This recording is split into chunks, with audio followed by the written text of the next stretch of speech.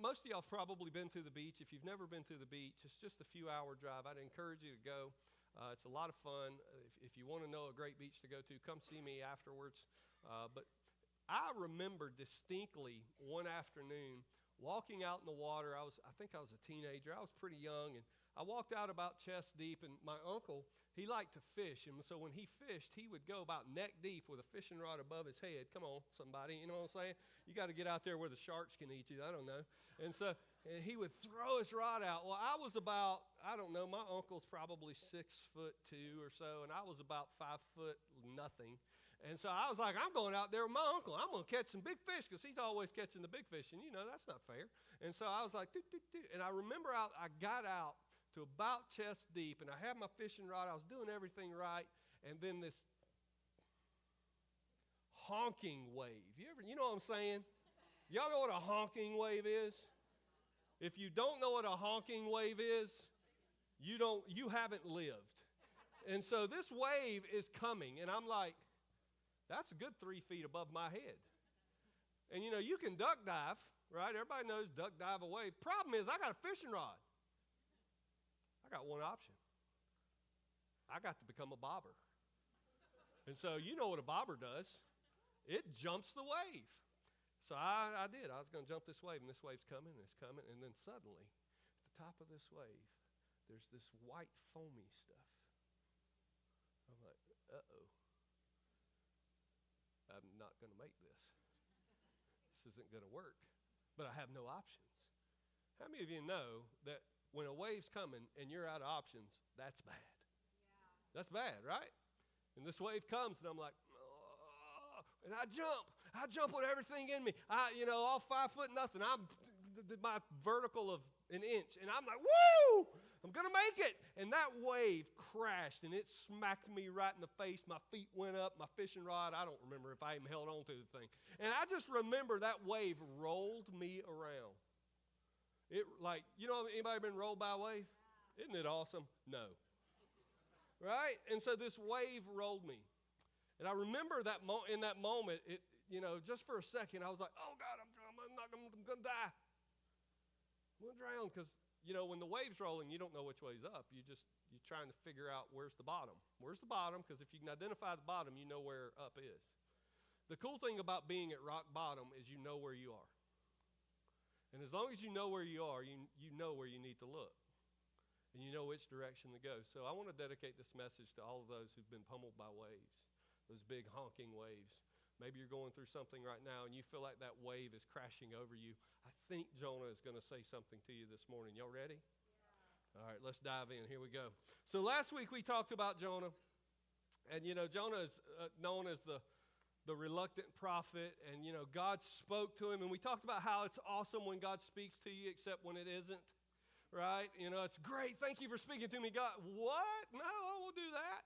And so we talked about how Jonah was called to go to the city of Nineveh and how the Assyrians would have, skinned him alive and it was bad. So go back and watch that message, and we learned that Jonah went through all of this trouble, paid the fare, got on a boat, got tossed overboard, and that's where we're kind of picking up the story today. Jonah has been tossed overboard, and it's not going well. It's actually going really bad, and the waves are crushing Jonah. And so let's look at it. Jonah chapter 2, verse 1. Here we go. Y'all ready? Jonah 2, verse 1. From inside the fish, so we don't know if it was a whale. It's probably a whale, but it was a big enough fish, so I'm going to call it a whale. Is that all right? Can we just call it a whale and understand that it may or may not have been a whale? We don't know. I think a megalodon would have been cool, but I think it was a whale. From inside the fish, Jonah prayed to the Lord his God. So Jonah is in the fish, and he's praying. And this prayer is really interesting. And it's interesting because, and I'm going to explain this a little more in detail as we go through the sermon, but it's almost like Jonah is bookending what's happened to him with this story in chapter 2. So what he's really kind of doing is, I'm talking to God from inside the fish about how I felt in the waves. Does that make sense? And so I just wanted you to see that, and this is really cool. Jonah's prayer in the waves, what's really cool is he wasn't just randomly shooting off the hip with prayer, right? His prayer was actually Scripture. Check this out. I want you to see this on the screen. and just so we can kind of do a compare and contrast between Jonah and the Psalms. So check this out. And this is Jonah. So Jonah said, he said, in my distress I called to the Lord, and he answered me. From the deep, in the realm of the dead, I called for help, and you listened to me. Listen to Psalm 18:6. In my distress I called to the Lord. I cried out to my God for help. From his temple he heard my voice. My cry came before him into his ears. Isn't that really cool? That Jonah was actually praying the Psalms when he was in the waves. The Psalms are beautiful. You should read them. Check it. It's not the only one. Check this out. Jonah chapter 2, verse 3. You hurled me into the depths, into the very heart of the sea, and the current swirled about me. All your waves and breakers swept over me.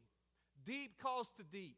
In the roar of your waterfalls, all your waves and breakers have swept over me. And look, it's crazy at how in Jonah what he prays and what he says is captured by the Psalms. And this is just a few examples of it. Check this out. I think we got one more. Check this out. I said, I have been banished from your sight, yet I will look again towards your holy temple. In my alarm, I said, I've been cut off from your sight. Yet you heard my cry for mercy when I called to you for help. Isn't that crazy? And so even as you keep reading through Jonah, what is true is he keeps praying different songs. And so what's coming to his mind in the middle of his distress are the Psalms. Isn't that cool? Now listen, it's not going to be on the screen, but I just want to read you the entire chapter of Jonah. Is that okay? I wasn't really asking for permission, but I'm going to. Listen to this. I'm going to pick up in verse 2. Here we go. He said, in my distress I called to the Lord, and he answered me. From the deep, in the realm of the dead, I called for help. And you listened to my cry. You hurled me into the depths, into the very heart of the sea, and the current swirled about me. All your waves and breakers swept over me.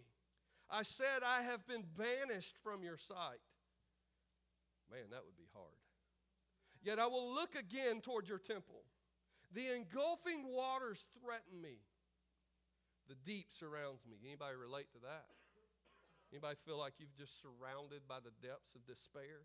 Anybody feel like your life is just broken and in shambles, like your world is just falling apart and spiraling out of control, like it's just swirling helplessly through life? Anybody feel that way?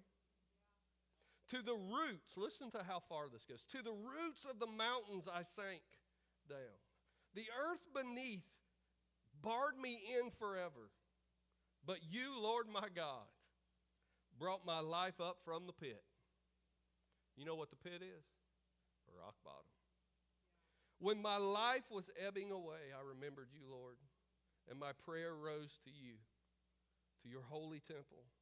Those who cling to worthless idols turn away from God's love for them. But I will shout. But I, with shouts of grateful praise, will sacrifice to you. What I have vowed, I will make good. I will say salvation comes from the Lord. And the Lord commanded the fish, and it vomited Jonah onto dry land. Wow. Anybody relate to what Jonah just said? Anybody relate to that? Anybody in the room? Come on, I need to know who I'm preaching to today. Does anybody in the room feel like your life has just slipped away, like God has forgotten you, that he's overlooked you, like it's not going well, like something is so wrong that it just feels like, man, I'm surrounded by death. There's decay everywhere I go. I've hit the bottom. I'm at the pit. I'm being pushed down, and every time I try to stand up, another wave. It's just crash after crash after crash. Anybody feel that way? I'm going to tell you how. I want to help you today. I really want to help you. And I'm going to give you some points that I think are going to help you understand what your response should be when you feel like the life is getting out of control, when it's spiraling and swirling out of control.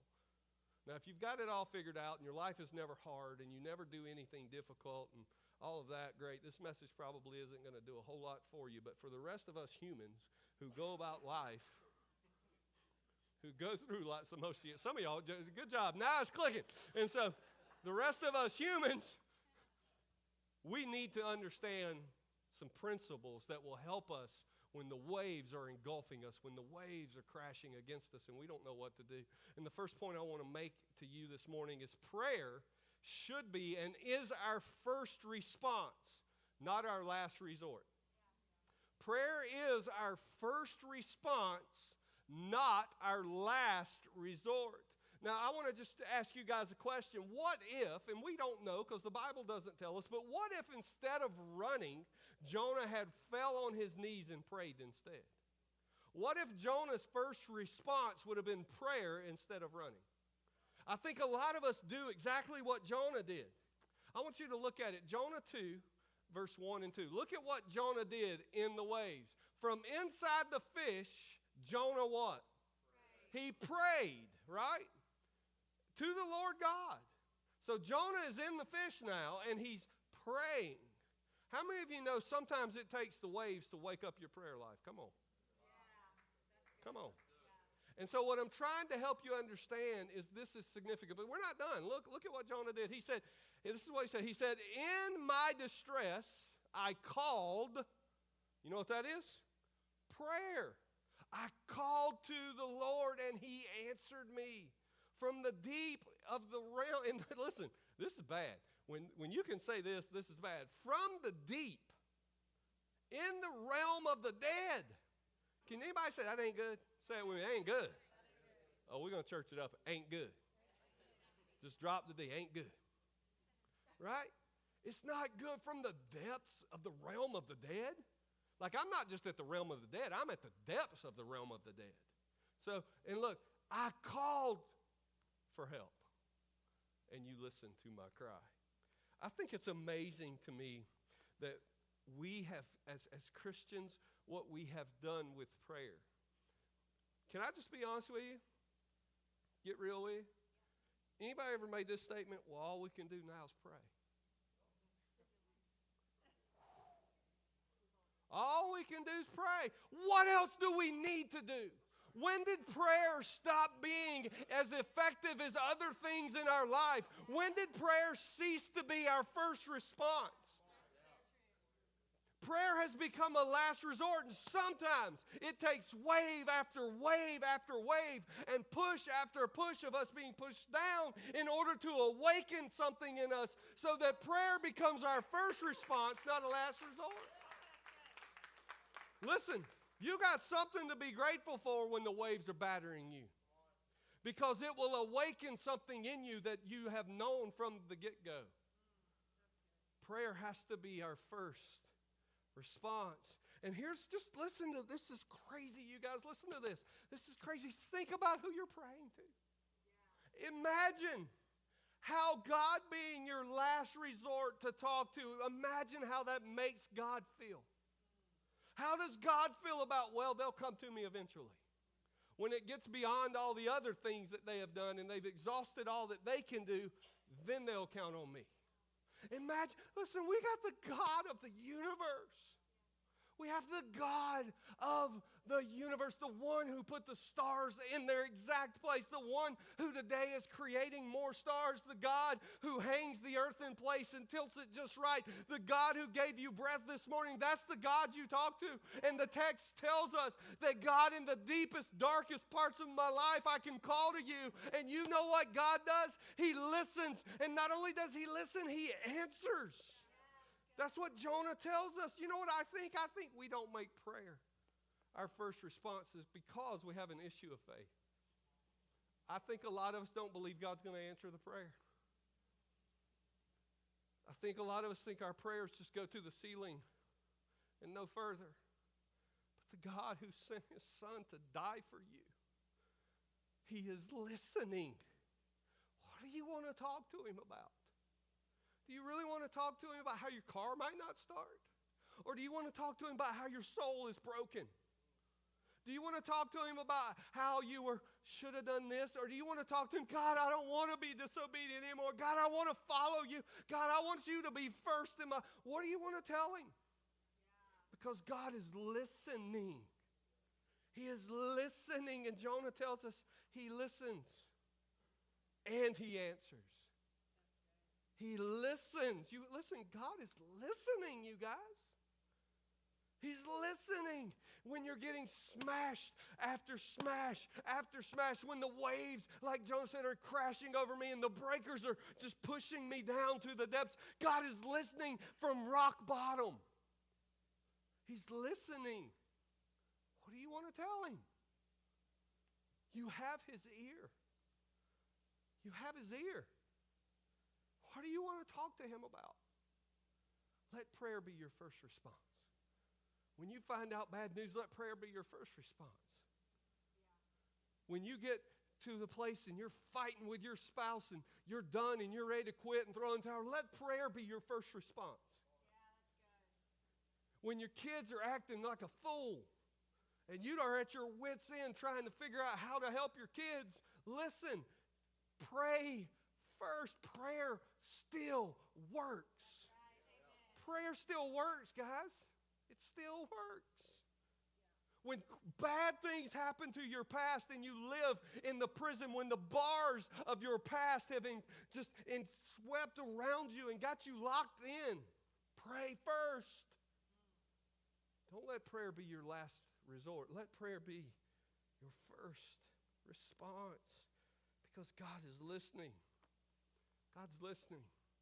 And don't cheapen your prayer to your punch list. Sometimes we walk up to God and we're like, hey, God, I have this punch list of things I need you to do for me. God wants your heart, not your punch list. He cares about your punch list. It matters to him. But I can assure you of this, when Jonah was being pushed down and swept under the waves in the ocean, in the sea, he wasn't worried about his punch list. He was worried about his salvation. Don't just cheapen prayer to God. Here's my punch list. If you could do these things, that'd be really awesome. Thanks. Right? Prayer shouldn't be our punch list, but listen. Do you realize God doesn't have to listen to you? Do you really think that Jonah deserved for God to actually listen and answer his prayer? Let that sink in for a minute. Jonah, this is what I want you to do. No, God, I'm good. I'm my own boss. I'll do it my way.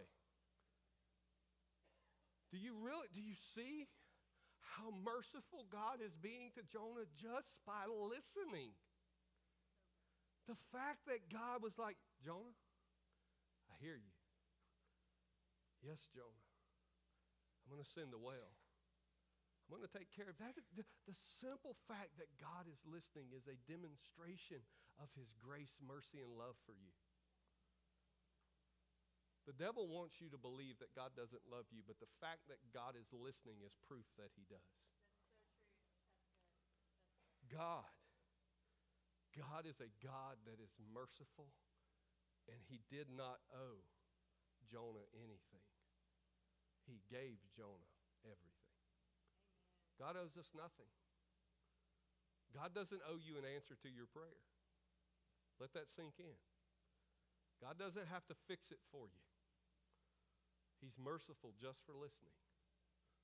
What if God would have let Jonah drown in the ocean, sent no whale? He still was merciful just for listening. Let that sink in. My second thing I want to share with you this morning is that you got to understand that God works beneath the waters. God is working beneath the waters. Say it with me. God is working beneath the waters. Don't you for a minute think that God has stopped working just because you're spinning out of control. Don't you think for a minute that God isn't involved and God isn't actively working beneath the surface. If you noticed, everything Jonah said had to do with what was happening below the surface. Everything I read in chapter 2, it was I'm being pressed down, I'm in the deep, I'm beyond the dead, I'm being literally sucked down to the base of the ocean floor. I'm at the roots of the mountain, like he is deep down in the water. Everything Jonah said. But here's what's beautiful, that even in the midst of being pressed down into the depths, God was still at work beneath the water. You might not be able to see it, but God is beneath the surface of what you're going through. God is working beneath the surface. Listen to this. This is what Jonah said. He said, "In my distress I called to the Lord, and he answered me. From the deep, in the realm of the dead, I called for help, and you listened to my cry. In my distress, I called to you." Listen, here's what's fascinating about that word. The word distressed is really two words. It's die and stressed. And it really means to be doubly stressed. Anybody feel that way? Come on, somebody. Amen. Anxiety out of control, depression out of control, stress out of control. You feel like one more thing and you're going to snap. That means you're doubly stressed. Jonah is doubly stressed. I mean, if I was drowning, I would be doubly stressed. I freaked out with a fishing rod in my hand. Jonah's in the middle of the ocean being pushed down. And so he's experiencing double the stress. And so what's crazy about that word distress, and listen, I'm just going to say what it means if you kind of break it down. It means it's like I'm coming out of the womb of hell. That's what that word means. So it's a word that's related to childbirth, but it's also a word related to Sheol, which is the grave or hell. And so what Jonah's saying is, I'm being birthed out of hell. That's how bad this is. How many of you feel like you're living through hell? You ain't got to raise your hand, but you know who I'm talking to. Like everything in you is screaming, God, I can't take another hit. I can't take it. I'm tired. I'm done.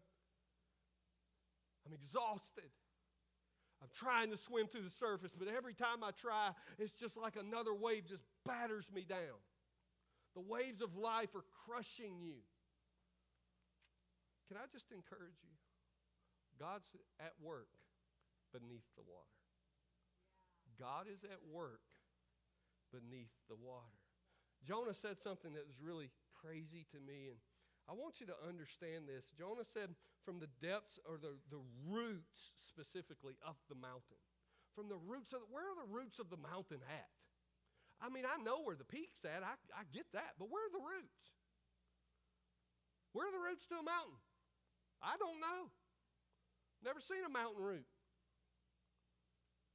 And so what Jonah is trying to tell us isn't a literal place.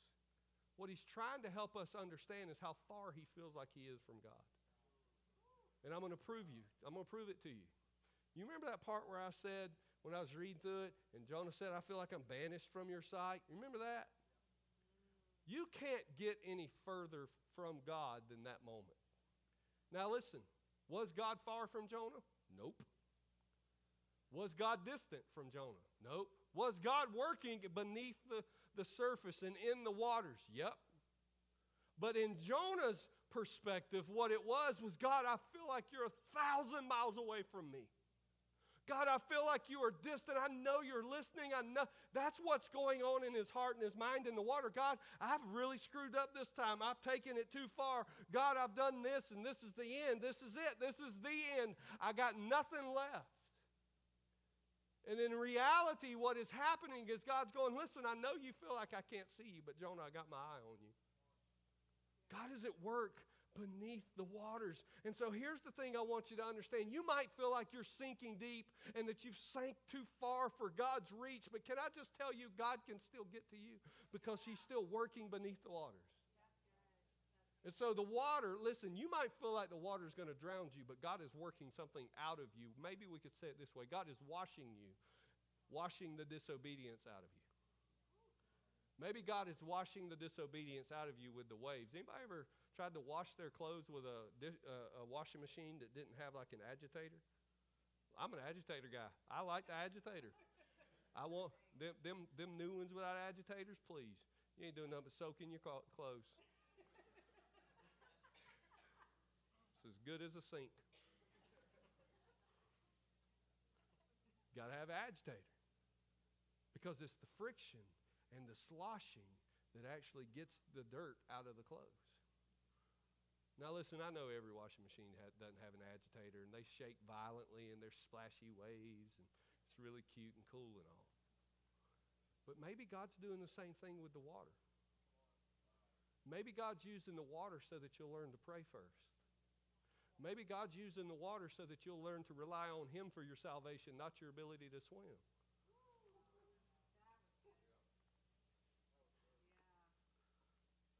Maybe your marriage, you've been trying to fix your marriage this whole time, but really what it is, all you're doing every time you try to fix your marriage, you just swim a little deeper because you can't identify which way's up.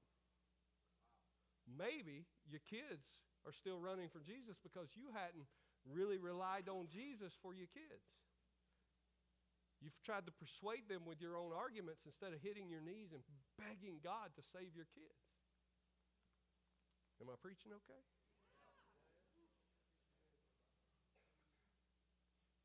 Maybe you can't get past your anxiety because you're afraid to give anxiety to God because it's become such a normative thing for you that now your identity is wrapped up in the definition of a word instead of who God says you are. Listen, I've battled anxiety and depression. I'm not talking about stuff I'm not familiar with.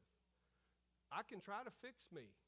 And I'm not saying don't try to do things. I'm not saying don't do that. But what I am saying, there comes a point in time when you got to realize that maybe God's working in your anxiety so that you can know what peace is that will go beyond your anxiety. I'm not saying that those are good things.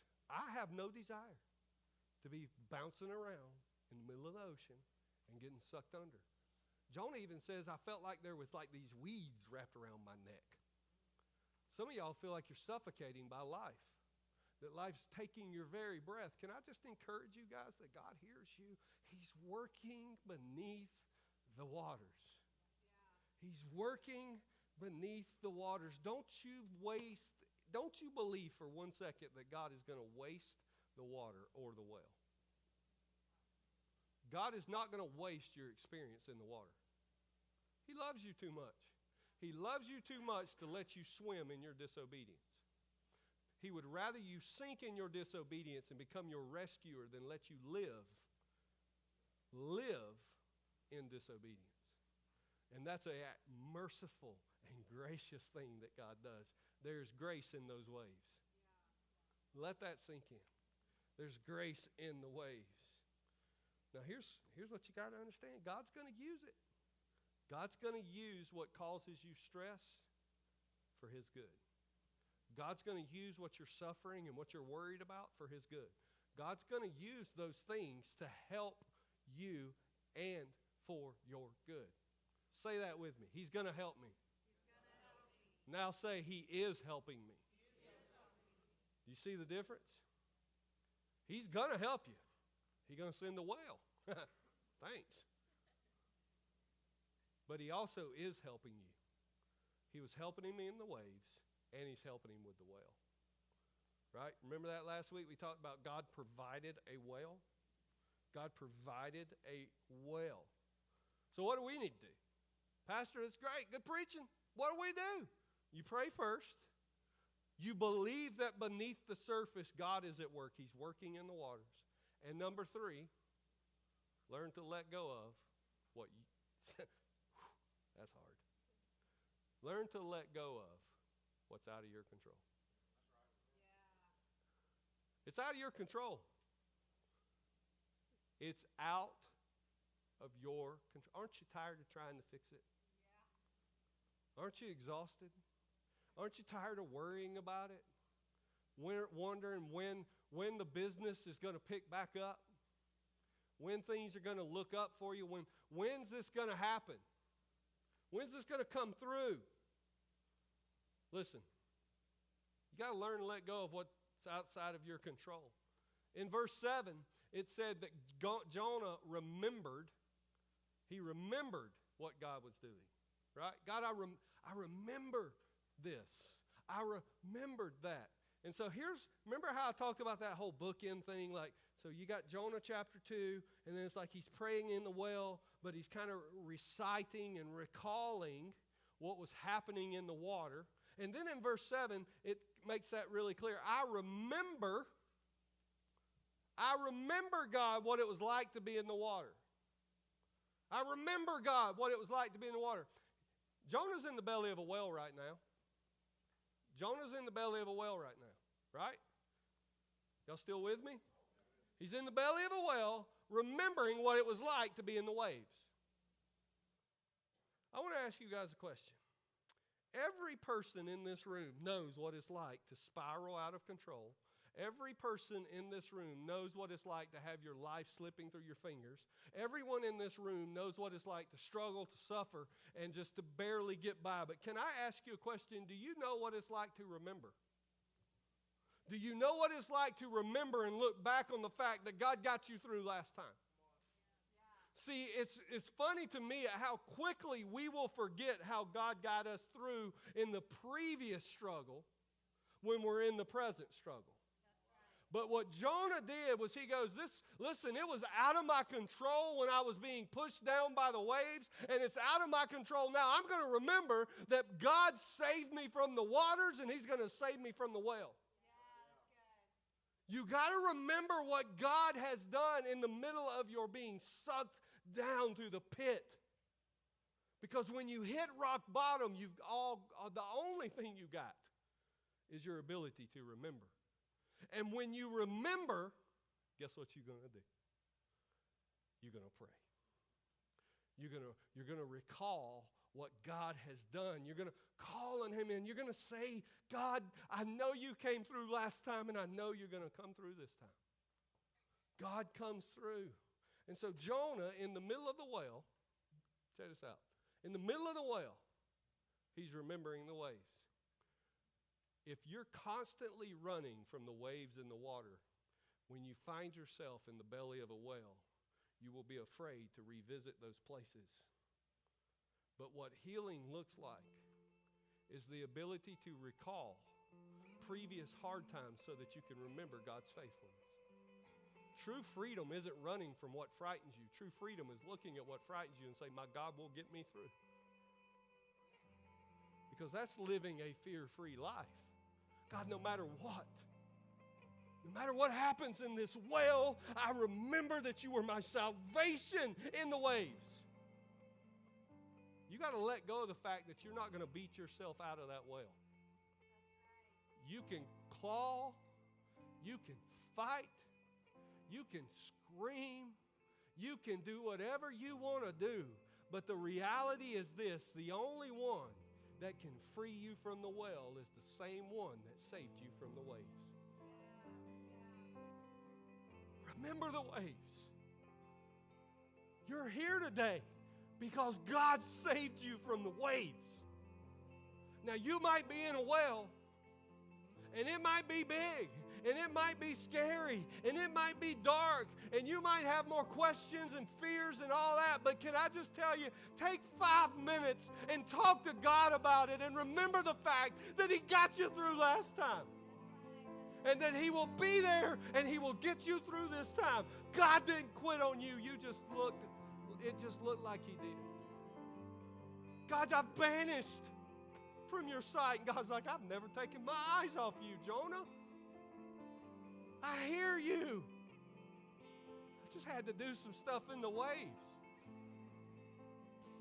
I had to do some stuff in the waves because I knew I was sending a whale. And you wouldn't know how to respond in the whale if I didn't work some stuff out in the water.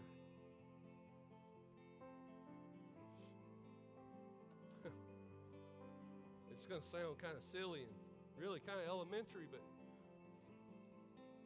when was the last time you worshiped in the well? When was the last time you worshiped when you were in the well? I mean, we know, man, we stomp, we can clap, we can get loud, we can get hyped, jump around. Woo, God, you're good. You did so much for me. God, life is awesome. Won the lottery. Car's paid for. Got this. Healthy. Woo! But when life smacks you, can you still throw your hands up and worship in the well? Jonah did not know if he was ever going to see daylight again. That's how some of y'all might feel.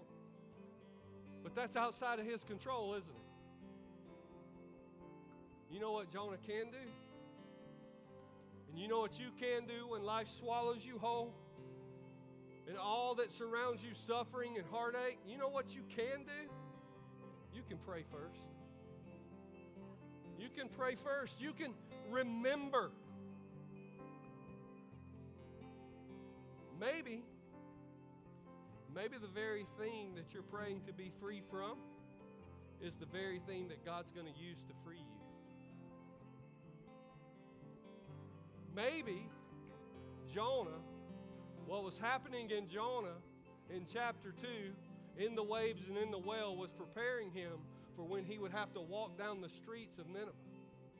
Maybe what's happening in 2 was preparing him for what was next in his life.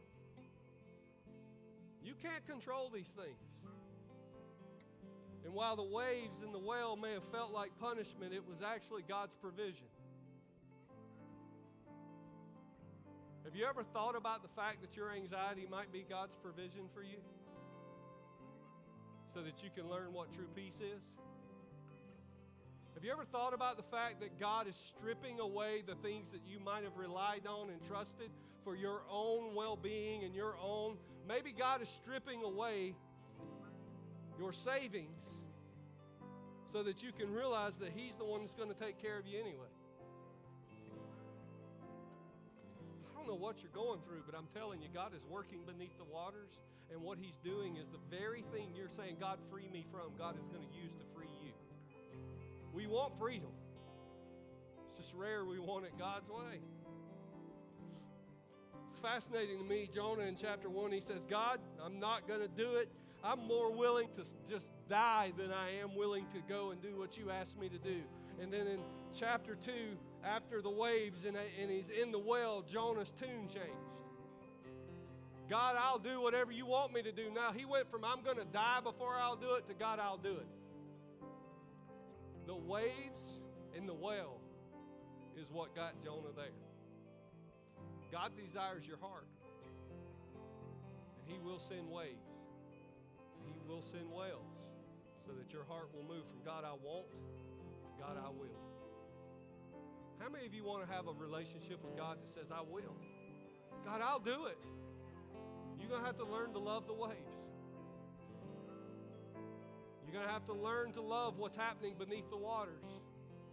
And you're going to have to learn to see that God is sending a well.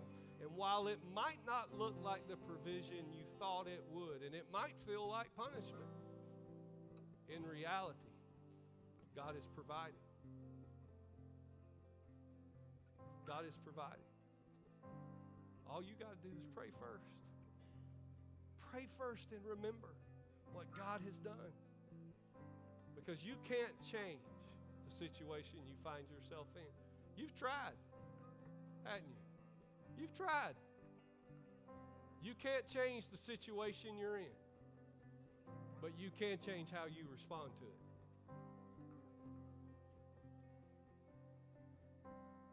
You can't change the fact that you aren't seeing things the way you thought they would be for you right now. Some of you thought you'd be married by now. Some of you, your kids, man, they keep you up at night. You can't change the situation, but you can change the way you respond to it. Jonah would say something incredible in verse 9, chapter 2.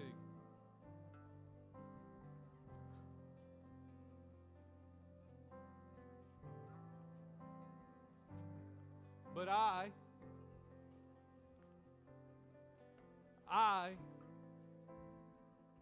with shouts of grateful praise, will sacrifice to you. What I have vowed, I will make good. I will say, salvation comes from the Lord. You know what that means? You know what Jonah's saying? I will make good, God. I will make good. I will do what I can. And that's what you should do. Do what you can. You know what you can do? You can remember and you can pray. But you can also praise.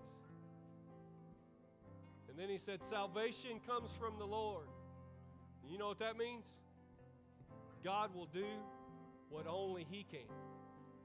Stop trying to fight your way out of the wells in your life and begin to worship your way through the wells in your life. Jonah said, I with shouts of grateful praise.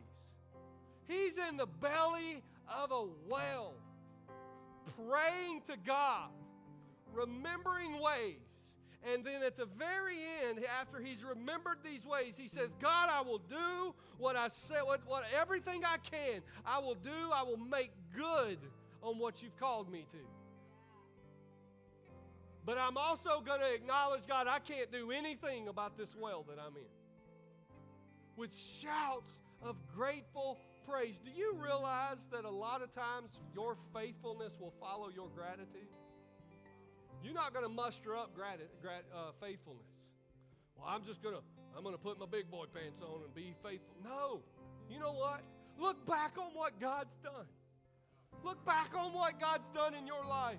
Look at how He provided for you when you couldn't provide for yourself. How He came through. Listen, if you will begin to be grateful, God will help you be faithful. He's going to come through. He's going to come through, Lisa. He's going to come through, Sammy. He's going to come through. He's going to come through. He's going to come through, guys. And listen, if you don't think you got something to be grateful for, let me just remind you of this. Jonah got a second chance, and so did you. God has given Jonah a second chance to make good on what He called him to.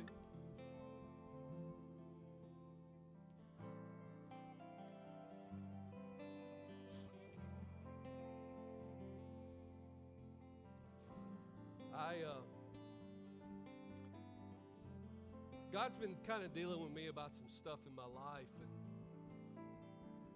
honestly, I was a little confused about it for a while. Until I read Jonah chapter 2, like God always does, He reminded me of some things. Portable church is hard, y'all. It's hard. Set up, tear down, the wind's blowing, the rain. It's hard. Stuff works, stuff doesn't work. Over the last few weeks, there was a lot of troubleshooting and a lot of things that needed to be fixed, and it wasn't working right, and it was stressful. And I remember, going home one Sunday, got home about 7:30 p.m. I was exhausted. I was tired. I was frustrated because some stuff didn't go right that day. I remember being in my truck driving home, and the trailer tried to kill me that day. Slid, and it's just a lot. And I remember saying, God, I want a building. I'm tired of setting up. God, I want stuff to go right. Why do we always have to have an issue with technical stuff? And why can't we be more like that or like them? I was just kind of venting, and God, here's my punch list.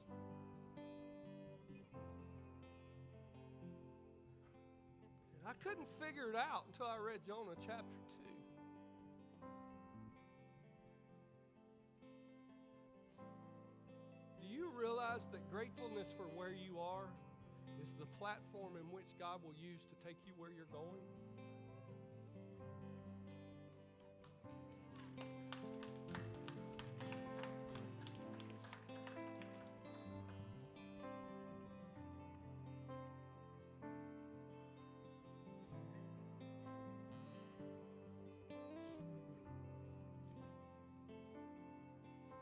This is how I said it. I said, maybe what God is trying to teach me, and I hope this will help you. Maybe what God is trying to teach me is to appreciate some of the things that I've taken for granted. And this is how God deals with me. I ain't going to say He deals with you this way. This is how He deals with me. When I was reading Jonah chapter 2, he reminded me Jonah was grateful for the whale. And this is what he told me. He said, Keith, people would love to have what you have. There are people that would love to have what you have. And if you don't want it, I can give it to them. That's what he said. That freaked me out, if I'm honest. But how many of you know when he said that,